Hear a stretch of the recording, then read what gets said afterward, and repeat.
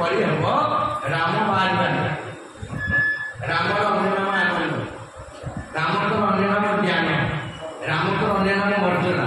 ଏ ତିନିଟା ଜିନିଷ ସେ ଘରେ ରହିବ ନା হ্যাঁ পূজা করে ধরতে দিও রাজ্যে আনন্দ জীব রাম যেমনি বাহারে আজ্ঞা সীতা তার পথরে বাহারে সীতা রহবে বসেনি ଆଉ ସୀତା ରହିବେନି। ସୀତା କହିଲେ ଆମେ ବି ଯିବା ନାଇଁ ବା ଯେମିତି ସୀତା ବାହାରିଲେ ଲକ୍ଷ୍ମଣ ହଉଛନ୍ତି ବୈରାଗ୍ୟ। ବୈରାଗ୍ୟ କହିବେ ମୁଁ ମଧ୍ୟ ଯିବି। ତାପରେ ଦଶରଥ ହରିଓ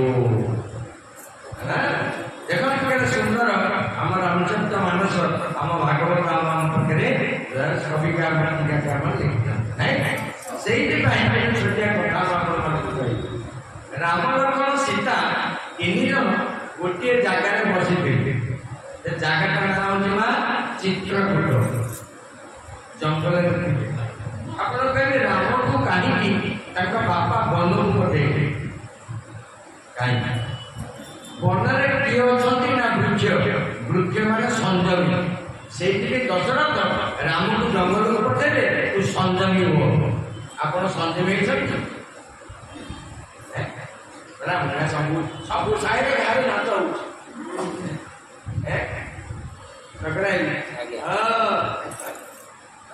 ରାମ କାହିଁକି ପଠେଇଲେ? ଏ ଦଶରଥ ତମେ ଜଙ୍ଗଲକୁ ଯା। କାହିଁକି ପଠେଇଲେ? ଜଙ୍ଗଲରେ ଯୋଉମାନେ ଅଛନ୍ତି ତାକୁ କୁହାଯାଏ ବୃକ୍ଷ। ତାଙ୍କ ଧର୍ମ କଣ? ସଂଯମୀ। ସେଇ ସଂଯମଟା ଶିଖିବା ପାଇଁ ଭଗବାନ ରାମ ଜଙ୍ଗଲରେ ଥିଲେ। ତା ନାଁ ହଉଛି ଅରଣ୍ୟକାଣ୍ଡ। ଅରଣ୍ୟକାଣ୍ଡ ଯୋଉମାନେ ପଢନ୍ତି ଅଟୋମେଟିକ ସେ ସଂଯମୀ ହେବେ। ପଢନ୍ତୁ ଦେଖିବେ। ବାଳକାଣ୍ଡ ବାଲ୍ୟକାଣ୍ଡ ତାକୁ ଯିଏ ପଢନ୍ତି ସେ ବୁଢା ହେଲେ ମଧ୍ୟ ସଦାବେଳେ ବାଳକ ରହିବେ, ସଦାବେଳେ ବାଳକ ହାଲକା। ତାପରେ ଅଯୋଧ୍ୟା କାଣ୍ଡ, ଅଯୋଧ୍ୟା କାଣ୍ଡ ଯେଉଁମାନେ ପଢିବେ ସେ କାହା ସାଙ୍ଗେ ଯୁଦ୍ଧ କରିବନି, ପାଠପଢ କରିବେ। ଏଇଟା ଅଯୋଧ୍ୟା କାଣ୍ଡ। ଅଯୋଧ୍ୟାରେ ଯୁଦ୍ଧ ହୁଏ, ବୁଝିପାରିଲେ ତ? ତା ନାଁ ହଉଛି ଅଯୋଧ୍ୟା। ଦେଖନ୍ତୁ ତାପରେ ତୃତୀୟ କାଣ୍ଡ ଅରଣ୍ୟକାଣ୍ଡ।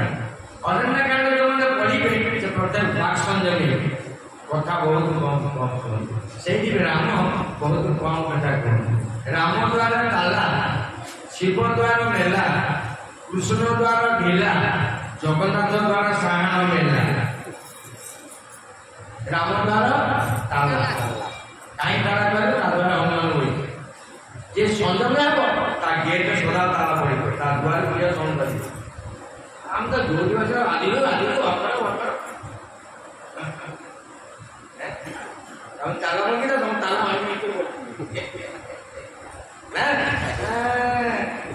ଶୁଣ କେମିତି ରାମାୟଣ ଯେତେ ପୁରାଣ ଲେଖା ହେଇଛି ତିନିଟା ହଉଛି ପ୍ରଥମ ପୁରାଣ ହଉଛି ଶ୍ରୀମଦ୍ ଭଗବତ ଗୀତା, ଦ୍ୱିତୀୟ ଭାଗବତ, ତୃତୀୟ ରାମାୟଣ। ଏ ତିନୋଟି ପୁରାଣ ପ୍ରତ୍ୟେକ ବ୍ୟକ୍ତି ନିଜ ଘରେ ରଖନ୍ତୁ। ଗୀତା ରହିଲେ କୃଷ୍ଣ ରହିଲେ, ଭାଗବତ ରହିଲେ ଜଗନ୍ନାଥ ରହିଲେ, ରାମାୟଣ ରହିଲେ ରାମ ରହିଲେ। ଆପଣ ଯେତେବେଳେ ବନ୍ଧୁ ଘରକୁ ଯିବେ ଆଗ ପ୍ରଥମେ ତା ଠାକୁର ଘର ଦେଖିବେ। ଆମର ତ ଠାକୁର ପ୍ରୀତି ନାହିଁ। କି ଘର କରିଛ ମାନଙ୍କର ଗୋଡ ଘଷି ଯାଉଛି, ଖାଲି ଏଇଥିରୁ ବୋଲି ମନ ବନାଉଛି। ବୋହୁ ଦେଖିଯିବେ ଆଗ ଝିଅ ଦେଖିବେ ଠାକୁର ଘର, ତାର ଠାକୁର ଘର ଠିକ ଅଛି, ତା ଝିଅ ହେଇଥିଲା। ବୁଝିପାରିଲେ ତ? ଦେଖନ୍ତୁ ଆମର ଶାସ୍ତ୍ର କେମିତି ଆଦର୍ଶ କେମିତି ଦେଇଛନ୍ତି।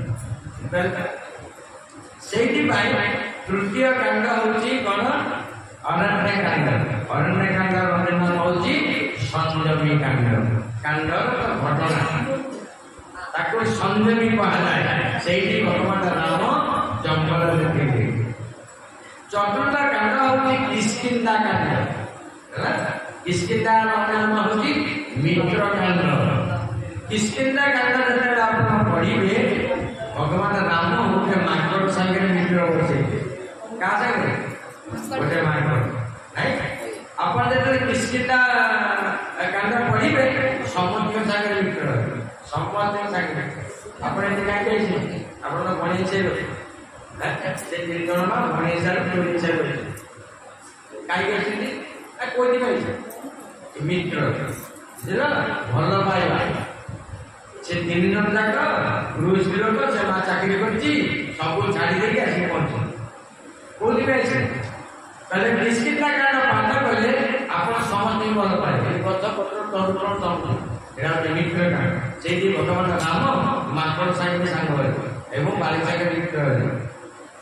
ବୁଝିପାରିଲେ ତ? ଆପଣ ନିଜେ ବିଚାର କରିବେ ମୁଁ ଆଜି କେତେ ଜଣ ସାଙ୍ଗରେ ମିତ୍ରତା ହେଇଛି। ଷଷ୍ଠ ସ୍କନ୍ଧ ହଉଛି ଲଙ୍କା ନାଇଁ ସୁନ୍ଦରାକାଣ୍ଡ ହେଲା। ସୁନ୍ଦରାକାଣ୍ଡ ହଉଛି ଆପଣ ଷଷ୍ଠ ସ୍କନ୍ଧ ଯେତେବେଳେ ପଢିବେ ଆପଣ ସୁନ୍ଦର ହେଇଯିବେ। ଅଟୋମେଟିକ କଥାବାର୍ତ୍ତା ଚାରିଜଣ ସୁନ୍ଦର ହେଇଯିବେ। ସେଇଠି ସେ ହନୁମାନ। ହନୁମାନଙ୍କର ହଉଛି ସୁନ୍ଦରାକାଣ୍ଡ। ହନୁମାନ କାହାକୁ କୁହାଯାଏ? ହନୁ ବୋଲନ୍ତି ଅଧୋଗାମୀ, ମାନ ବୋଲନ୍ତି ଅହଂକାର ବା ଅଭିମାନ, ତାକୁ କୁହାଯାଏ ହନୁମାନ। ହନୁ ପ୍ଲସ ମାନ ଇଜ ଇକ୍ୱାଲ ଟୁ ହନୁମାନ। ହନୁ ବୋଲନ୍ତି ଅଧୋଗାମୀ, ଯୋଉମାନେ ତଳକୁ ଚାଲି ଯାଉଛନ୍ତି। ହନୁମାନ କଣ କରେ ତାକୁ ଟେକି ଦିଅନ୍ତି ନା, ସେଇଥିପାଇଁ ସେ ଗୋଟେ ପଥର ବାହାରେ ଟେକିছে। ଏଇଟା ଗନ୍ଧମାର୍ଦ୍ଦନ ପର୍ବତ ନୁହଁ, ତଳକୁ ଚାଲି ଯାଉଥିବା ଲୋକକୁ ହନୁମାନ କଣ କରନ୍ତି? ତଳକୁ ଟେକି ବାହାରେ ରଖନ୍ତି। ବୁଝିପାରିଲେ? ମାନ ଅର୍ଥ ଅହଂକାର। ସେଇଥିପାଇଁ 3 ଜଣ ବ୍ୟକ୍ତି ରାମଚରିତ ମାନସରେ ତଳକୁ ଚାଲି ଯାଉଥିଲେ। 2 ଜଣ ବ୍ୟକ୍ତି ତଳକୁ ଚାଲୁଥିଲେ। ସେ କିଏ? ଗୋଟେ ବିଭୀଷଣ, ଗୋଟେ ସୁଗ୍ରୀବ। ସେ ସୁଗ୍ରୀବକୁ ହଠାତ୍ ରକ୍ଷା କଲେ। କିଏ ସେ? ହନୁମାନ। ଦ୍ୱିତୀୟରେ ବିଭୀଷଣ ତଳକୁ ଚାଲି ଯାଉଥିଲେ, ପୁରା ଟେକିଦେଲେ। ଆଉ 2 ଜଣଙ୍କ ମନରେ ଅଭିମାନ ଥିଲା, ଗୋଟେ ରାବଣ ଆଉ ଗୋଟେ ହଉଛି ବାଲି। 2ଟା ଯାକ ହରିବୋଲ ଗୌରାଙ୍ଗ ଗୋଆ। ଏଇ ଯୋଉ ହନୁମାନ ଆପଣ ପଢୁଛନ୍ତି ହନୁମାନ ଚାଳିଶା ପଢିଲେ ଆମେ ତା ବିଷୟରେ ଚର୍ଚ୍ଚା କରିବାକୁ ପଡିବ। ତାହେଲେ ଏଇଟା ଜୀବନଧାରା ପଡୁছে ନା ଏଇଟା କାହିଁକି ହେଇଯିବ? ପ୍ରବଚନ କାହିଁକି କରାଯାଇଛି? ପ୍ରବଚନର ଅନ୍ୟ ନାମ ହଉଛି ଉତ୍କୃଷ୍ଟ ବଚନ। ପ୍ର ମାନେ ହଉଛି ପ୍ରବେଶ କରିବା, ପ୍ର ମାନେ ପ୍ରବର୍ତ୍ତେଇବା, ତା ନାମ ହଉଛି ପ୍ରବଚନ। ଯୋଉ ବକ୍ତା ପାଖରେ ପ୍ରବର୍ତ୍ତେଇବା ନିୟମ ଜାଣି ନାହିଁ ପ୍ରବଚନ ହେଇପାରିବ। ହେଇପାରିବ? ମୁଁ ଆପଣ କଣ କରୁ? ମୁଁ ପ୍ରବର୍ତ୍ତଉଛି, ଆପଣ ଏଇପରି ଜାଣନ୍ତୁ। ଗୋଟେ କାମ ହେଲା ସେ ପ୍ରବଚନ ମାନେ ଉତ୍କୃଷ୍ଟ ବଚନ, ଯୋଉ ବଚନ ଦ୍ୱାରା ଜୀବର ତାର ଜ୍ଞାନର ପ୍ରଜ୍ଞାର ଧୀର ଉନ୍ମୋଚନ ହୁଏ। ନାଇଁ ଦେଖନ୍ତୁ, ଷଷ୍ଠ ସ୍କନ୍ଧ ହେଲା, ପଞ୍ଚମ ସ୍କନ୍ଧ ହେଲା ସୁନ୍ଦରାକାଣ୍ଡ। ସେଇଥିପାଇଁ ହନୁମନ୍ତ ମହାରାଜ ସେ କାଣ୍ଡର ଅଧିକାରୀ, ସିଏ କଲେ ସୁନ୍ଦର ହେବେ। ଷଷ୍ଠ ସ୍କନ୍ଧ ହେଲା ଲଙ୍କାକାଣ୍ଡ। ଲଙ୍କା ଅର୍ଥ ପୋଡ଼ିବା। ଆପଣଙ୍କ ଦେହରେ ଯୋଉ କାମ, କ୍ରୋଧ, ଲୋଭ, ମଦ, ମତର ଅହଂକାର ଅଛି, ଷଷ୍ଠ ସ୍କନ୍ଧ ଲଙ୍କାକାଣ୍ଡକୁ ପଢିଲେ ଏରା ସବୁ ପୋଡ଼ିକି ନଷ୍ଟ ହେଇଗଲେ। ସପ୍ତମ ସ୍କନ୍ଧ ହଉଛି ଉତ୍ତରାକାଣ୍ଡ। ସପ୍ତମ କାଣ୍ଡ ଆପଣ ପାଠ କଲେ ଉତ୍ତରାକାଣ୍ଡ। 2ଟା ହଉଛି ଗତି, ଗୋଟେ ଉତ୍ତରାୟଣ ଗତି ଆଉ ଗୋଟେ ଦକ୍ଷିଣାୟନ ଗତି। ଆଉ ଉତ୍ତରାକାଣ୍ଡକୁ ପାଠ କଲେ ମଲା ବେଳେ ଆପଣ ଗତିଟା ଉତ୍ତରକୁ ରହିବେ। ଯେଉଁମାନେ ଉତ୍ତରାୟଣ ଗତିରେ ମରିବେ ସେମାନେ ସିଧା ବିଷ୍ଣୁପୁରକୁ ଯିବେ। ଯେଉଁମାନେ ଦକ୍ଷିଣାୟନ ଉପରେ ମରିବେ ସେଟାକ ବିଷ୍ଣୁପୁରକୁ ଯାଇପାରିବେ, ସେଟାକ ଯମପୁରକୁ ପଳେଇବେ। ବୁଝିପାରିଲେ ତ? ମଲା ବେଳେ ପ୍ରତ୍ୟେକ ବ୍ୟକ୍ତି 3ଟା ଲକ୍ଷଣ ଦେଖାଯାଏ। ପ୍ରଥମ ଲକ୍ଷଣ ସେ ଝାଡ଼ା ପରିଛା କରିଦିଏ। ଦ୍ୱିତୀୟ ଲକ୍ଷଣ ବଡ଼ ପାଟି କରିଦିଏ। ତୃତୀୟ ଲକ୍ଷଣ ଆଖିକୁ ବଡ଼ କରିଦିଏ। ଚତୁର୍ଥ ଲକ୍ଷଣ ସ୍ମାଇଲିଂ ଫେସ୍, ହସ ହସ ମୁହଁ। ଯୋଉମାନେ ଝାଡ଼ା ପରିଛା କରନ୍ତି ସେମାନେ ଇତର ଦୁନିଆ ଜନ୍ମ ହଉଛନ୍ତି, ନର୍କଜନୀ। ନର୍କଜନୀ କୋଉଟା? ଜନ୍ଦା, ପିମ୍ପୁଡ଼ି, ଓଡ଼ଶ, ଉଇ। ଦେଖିବ ସେ ଲୋକ ଝାଡ଼ା ପରିଛା କଲା, ଲେଖା ହେଇକି ପୁରାଣରେ ସେମାନେ ସବୁ ନର୍କଜନୀ ପାଠି। ଆଜି ଏତେ ଖାଇ ପିଇକି ଆନନ୍ଦ କରି ବୋଲୁଛନ୍ତି, ପରବର୍ତ୍ତୀ ଜନ୍ମକୁ ନିଜେ ଠିକ କରିବ। କାରଣ ଅନେକ ଜନ୍ମ ପରେ ମଣିଷର ଉନ୍ନତି ହେଇଛି। ଏଇଟା ପ୍ରମୋଶନ ସରିବ। ମୁଁ ଜଣେ ସରକାରୀ ଲୋକ, ସବୁ ଲୋକ ପ୍ରମୋଶନ ଦିଆଯାଏ। ଯୋଉମାନେ ସିନସିୟର ଦିଆଯିବ, ଦିଆଯିବ।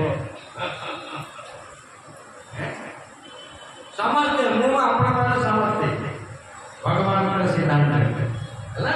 ପ୍ରତ୍ୟେକ ବ୍ୟକ୍ତି ସ୍ୱୟଂ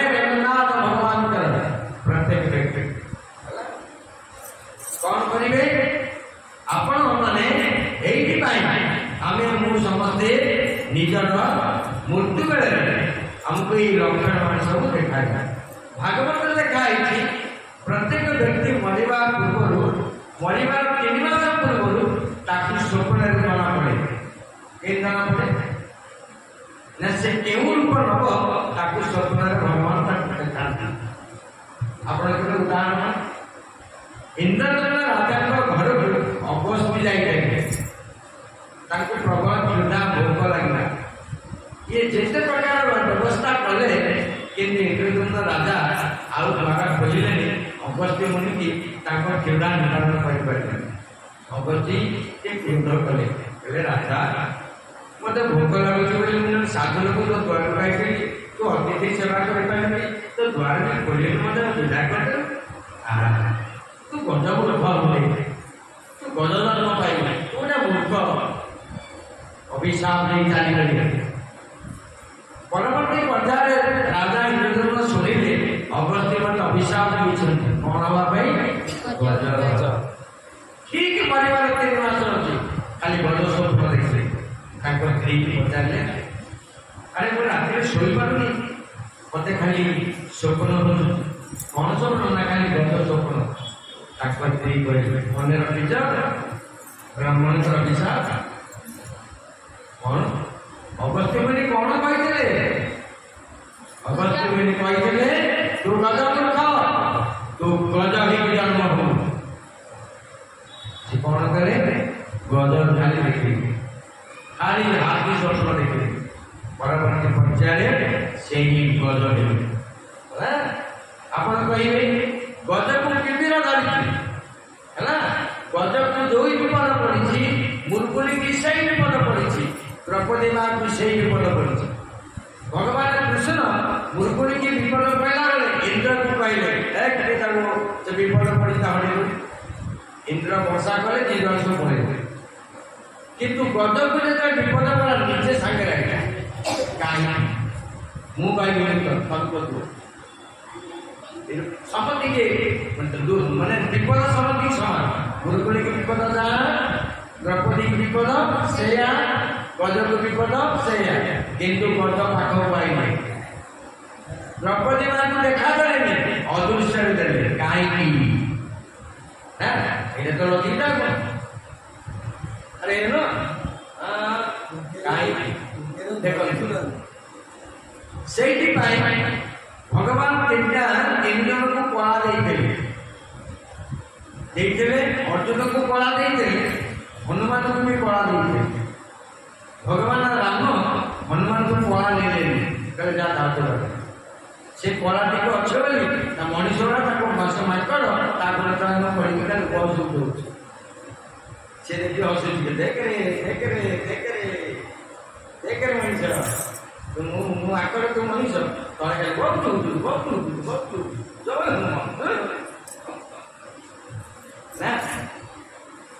सब शेष जीव कि मनीष ना से कौन कौन नहीं ठीक है नहीं कला कौन देखिए कहले राम से पूजा पाई अर्जुन को भगवान देखते से कला नहीं किंतु भगवान कृष्ण योगिरा समर्पण कला बेले अर्जुन ठू नहीं गई कौन शंकर भाई नहीं लगा कहीं नहीं ये भी नेला जेहेतु संपर्क रही पारा संपर्क को विश्वास ये हूँ दीटा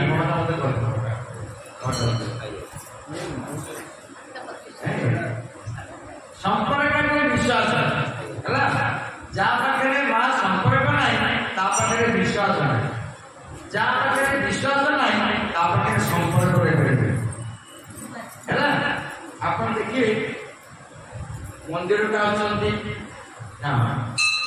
मंदिर सांगे आप संपर्क ना आप पश्चिमी विश्वास रहा विश्वास रहा जहाँ विश्वास ना संपर्क ना बुझल से सब लोग मंदिर को आसती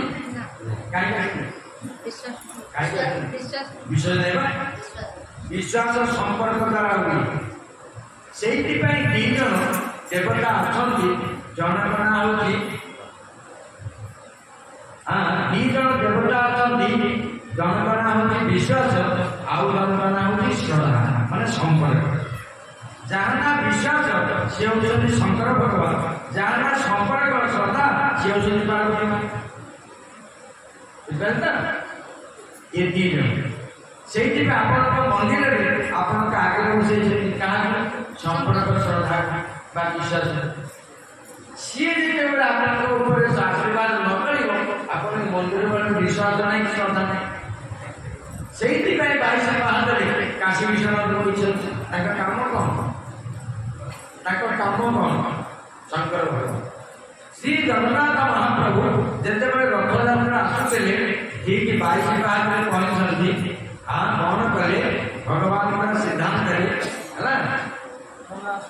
रथ यात्रा से आस जगन्नाथ गोविंद जय जय गोपाल जय जय गोविंद जय जय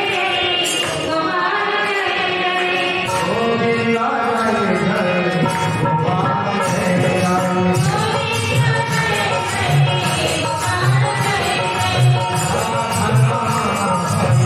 गोविंद जय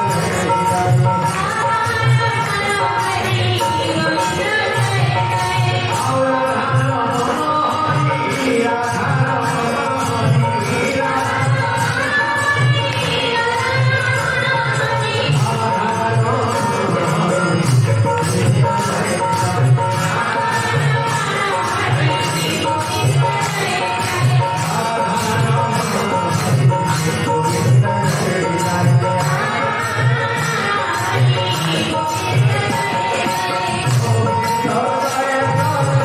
गोपाल जय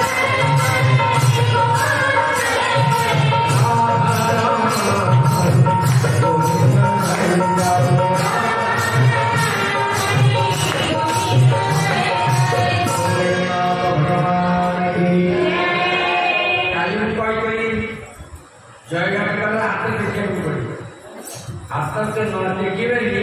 भगवान पर कॉल बोला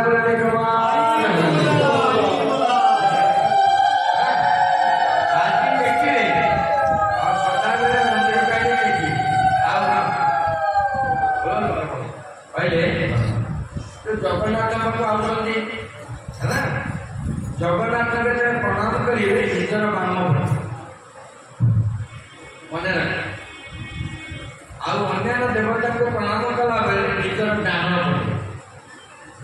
बाप माँ गुरु ये तीन को प्रणाम कला सम्मुखा मुह को चाहिए पाखे प्रणाम मन जगन्नाथ प्रणाम कला बेले निजर बाम बाप जानते तो ये जगन्नाथ प्रणाम कला बेले नमस्कार करेंगे प्रणाम करेंगे दंड प्रणाम करेंगे दंड माने हूँ बाड़ी बहुत माने हूँ परी गोटे बाड़ी तले पड़े जमी निजस्व सत्ता हर जाए आप दंड प्रत्येक मनीष देह 6500 लोमकूप अच्छी केते संग्रह अधिका दाढ़ी काट तुम जो राज्य पत्र दाढ़ी दाढ़ी विषय जगन्नाथ रखी राम रखी कृष्ण रखी माँ मान रखी क्या देखने हम माँ मान को दाढ़ी वाला कहीं जाए तुम कहीं दाढ़ी जिते नारी हम भैंस दाढ़ी चाहे जिते नारी ये अंडर कर बिल्कुल चाहिए चाहिए गोमाता को समझ पोषती संडूल के पोषे मारा खाऊ देखो लेखाई शास्त्र सदा बेले परिष्कार परिच्छन्न संत सदा है दाढ़ी माड़ी अपरिष्कार मुझे रखते प्रवर्तन शांत चाहिए जड़े माँ मान मन बहुत अपमान स्टेज ठिया आसवे ना तुम सब भल दाढ़ी कहीं रख फिर पाना खाऊ मुझे ना भाविली लक्ष्मी माँ गोटे कहे ना ନା ମା ଏଇଠି ନା ମୁଁ ବହୁତ ତମକୁ କହିବି କହିଲି ବୋଲି ମନ ଖରାପ କରିବନି ମା ହିସାବରେ ତମକୁ କହିଲି ସେମିତି ମୁଁ ବର୍ଜନ କରିଦେଇଛି ହେଲା। ମୁଁ ଆଜି କହିଲି ସେଇଠି ହେଲା ସେଟା ସବୁ ରାଜସିକ ଭାବ। ଆପଣ ଶାନ୍ତିରେ କାମ କରୁଛନ୍ତି ବେଶ ରାଜସିକ କାଲି ବେଳକୁ ସେଟା ଗଞ୍ଜି ପିନ୍ଧି ଯାଉଛି ସେଟା କି ଭାବ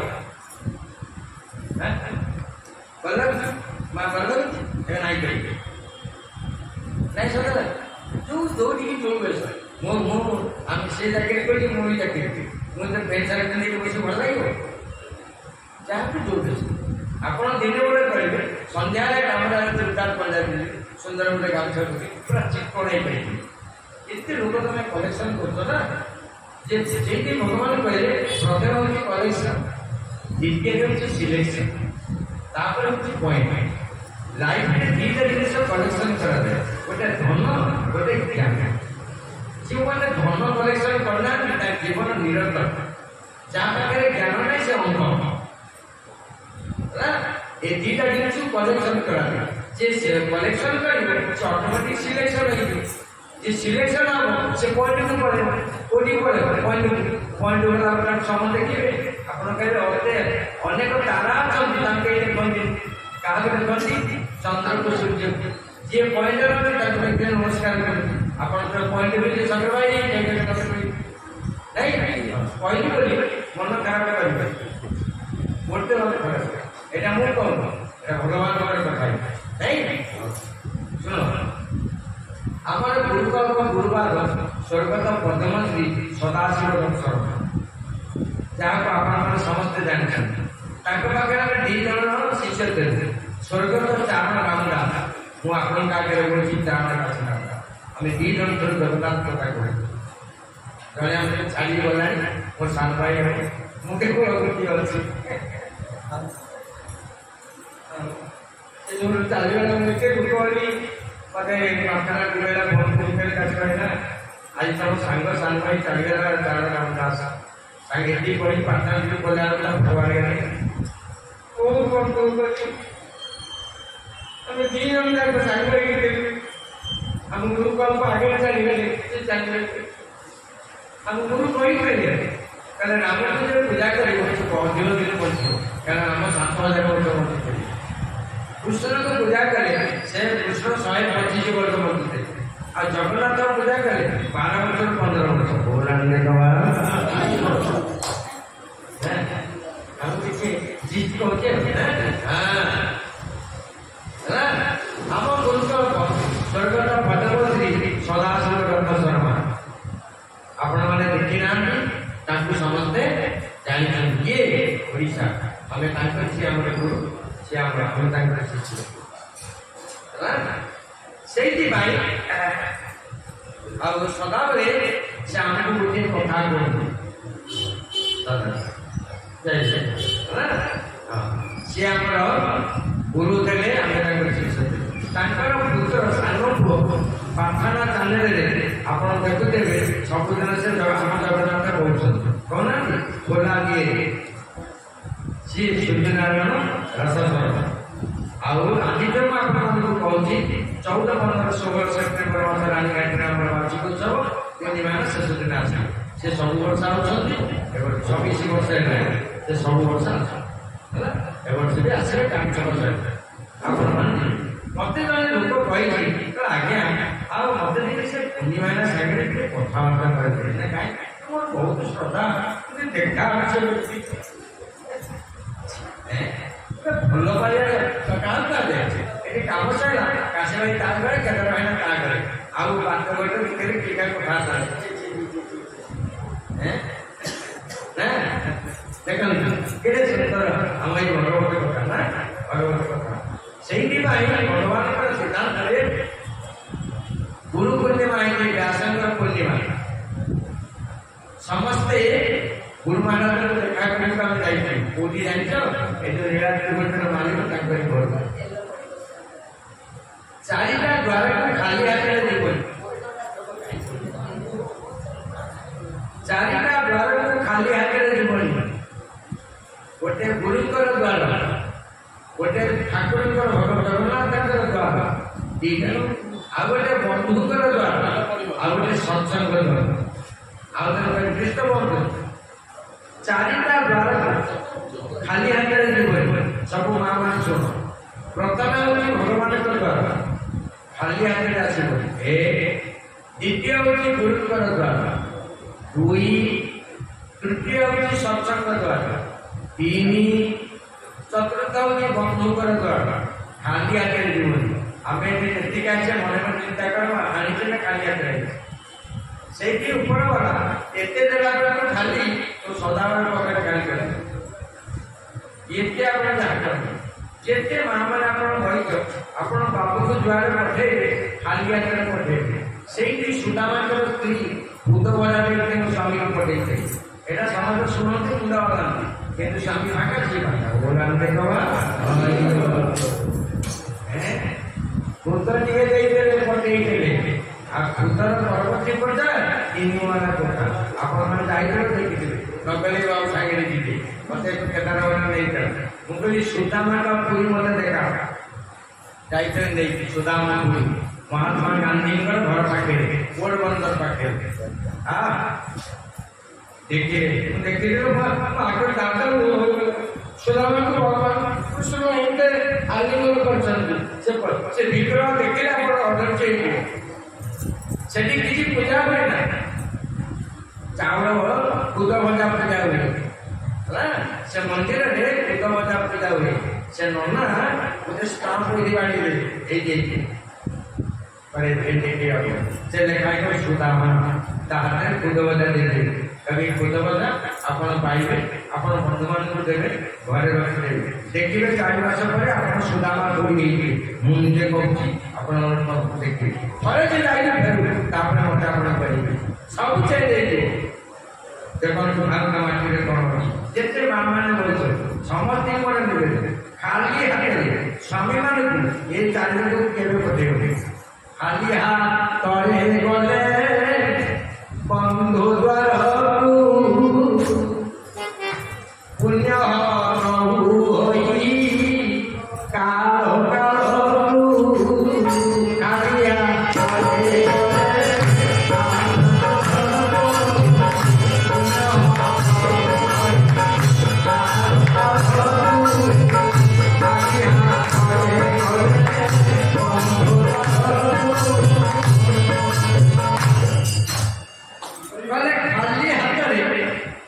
केवे जीवन सांगे किसी नहीं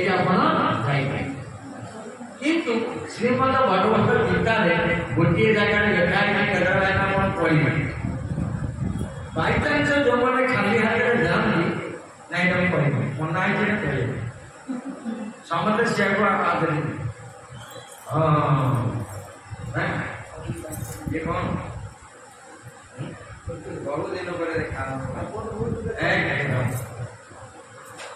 से भगवान सिद्धांत खाली हाथ पशुविनी काले पशुविनी दिने आप खाली हाथ में जाती नहीं से भगवान सिद्धांत प्रत्येक समस्ते भगवान जगन्नाथ महाप्रभु कथा कथा अच्छी 22 बात काशी विश्वनाथ कहीं बस काशी विश्वनाथ 22 पाहाते कहीं बस रथयात्रा समय जगन्नाथ महाप्रभु रथयात्रा को आसुन सबू यात्रा को जगन्नाथ सबू यात्रा मदन मोहन कृष्ण केवल गोटे यात्रा जगन्नाथ निजे करती से मदन मोहन जाना